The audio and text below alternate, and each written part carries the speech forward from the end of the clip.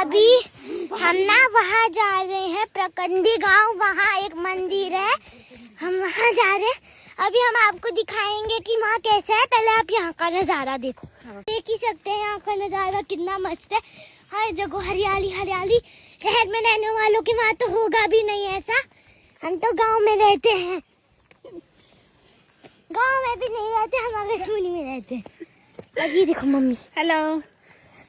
और वहाँ आगे से पापा जा रहे हैं, जूम करके दिखाती हूँ, वो देखो।